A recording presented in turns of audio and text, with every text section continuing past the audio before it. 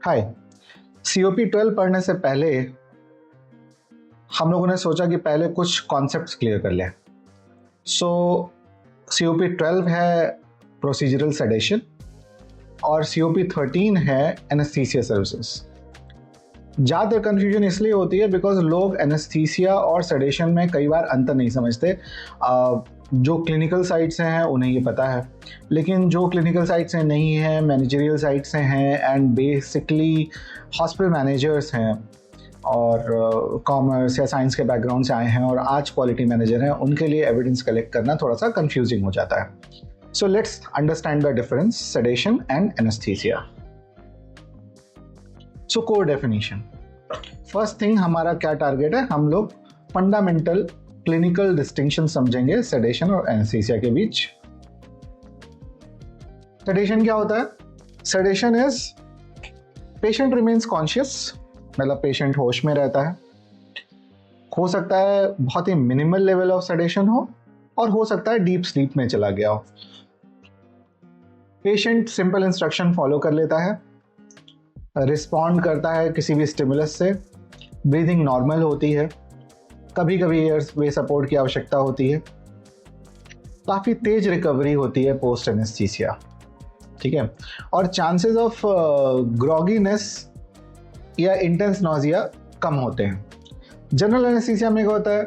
Complete loss of consciousness, patient is entirely unaware about the surrounding, vital sign monitoring चाहिए होती है, respiratory support चाहिए होता है, कई बार इंट्यूबेशन और वेंटिलेशन की भी आवश्यकता पड़ सकती है। पेशेंट अनरिस्पॉन्सिव होता है even to severe pain and verbal command.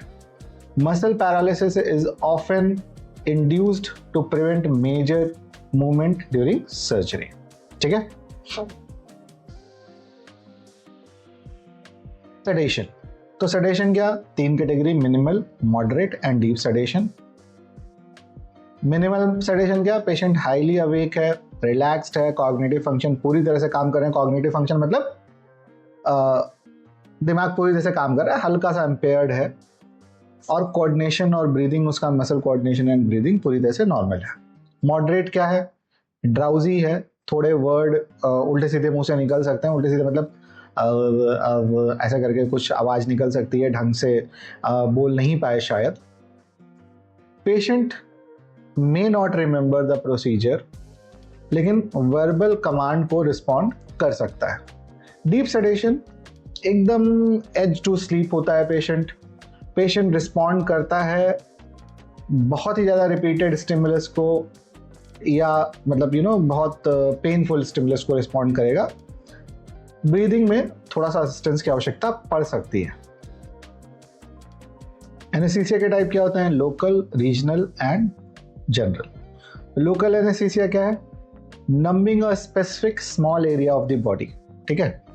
जैसे कि दांत निकालते समय दांत में लोकल एनेस्थीसिया दिया जाए गम्स में, ठीक है। पेशेंट पूरी तरह से अवेक रहता है, अलर्ट रहता है क्योंकि लोकल एनेस्थीसिया है। रीजनल क्या है? Blocking pain on a larger region of the body, जैसे कि पूरा हाथ या पूरा पैर या बॉडी का नीचे का एक हाफ, ऐसे, ठीक है। और जनरल एनेस्थीसिया क्या है? कंप्लीट अनकॉन्शियसनेस, यानी पेशेंट पूरी तरह से बेहोश हो चुका है। कंपैरेटिव एनालिसिस अगर हम करें तो पेशेंट अवेयरनेस की क्या है? Conscious to deep sleep, general anaesthesia. देखिए यहां पे क्या है, ये पूरी तरह से सेडेशन जो है पूरी बॉडी में काम कर रहा है, it is not specific to an area, ठीक है। कंप्लीट जो जनरल एनेस्थीसिया है वहां पे क्या है? Local, regional and general anaesthesia. Local मतलब एक पर्टिकुलर एरिया के लिए, वो नाक हो सकता है, वो दांत निकालने के लिए गम्स हो सकते हैं, किसी पर्टिकुलर हिस्से को किया। फिर एक रीजनल पार्ट को, मतलब पूरी तरह से एक हाथ को कर दिया या कमर से नीचे के हिस्से को कर दिया, और या पूरी तरह से बेहोश कर दिया, ठीक है। पेन रिस्पॉन्स, थोड़ा बहुत प्रेशर फील कर सकता है। Zero response to painful stimuli, कहाँ पे? जहां पे एनेस्थीसिया दिया गया है। अगर ये लोकल है तो जहां पे दिया गया है वहां पे, रीजनल है तो जिस हिस्से में दिया गया है वहां पे, और अगर फुल जनरल एनेस्थीसिया दिया गया तो पेशेंट बेहोश है। ब्रीदिंग पूरी तरह से इंडिपेंडेंट, स्पॉन्टेनियस। जनरल एनेस्थीसिया में हर केस में नहीं, लेकिन कई सारे केसेस में ब्रीदिंग के लिए ट्यूब वगैरह की आवश्यकता पड़ सकती है। Memory function partial two full memory loss और कंप्लीट एमनीशिया ऑफ इवेंट। तो मतलब मेमोरी लॉस मतलब उसे थोड़ा ध्यान है, थोड़ा ध्यान नहीं है। एमनीशिया मतलब बिल्कुल ही कुछ नहीं पता। अगेन जब इस कंपैरिजन को हम कर रहे हैं तो हम local anaesthesia, regional anaesthesia, general anaesthesia की बात कर रहे हैं। तो लोकल एनेस्थीसिया सर्टेनली पेशेंट को पता है कि क्या हो रहा है, लेकिन उस पर्टिकुलर बॉडी पार्ट में जब एनेस्थीसिया वीन ऑफ करेगा तभी पेन शुरू होगा। Procedures which require sedation, endoscopy and colonoscopy, diagnostic imaging, minor dental surgeries. Anaesthesia cardiothoracic surgery, major orthopaedics and abdominal surgery. Renal anaesthesia जैसे LSCS में भी देते हैं। हॉस्पिटल डिलीवरी लोकेशन हम ये क्यों डिस्कस कर रहे हैं, ये आप NABS स्टैंडर्ड में समझेंगे। कहाँ पे सेडेशन दिया जा सकता है? OPD में, एंडोस्कोपी में, रेडियोलॉजी में, डेंटल क्लिनिक में, इमरजेंसी में। एनेस्थीसिया कहाँ देंगे आप? मेन ऑपरेशन थिएटर, लेबर या delivery ward, intensive care unit and specialised trauma centres.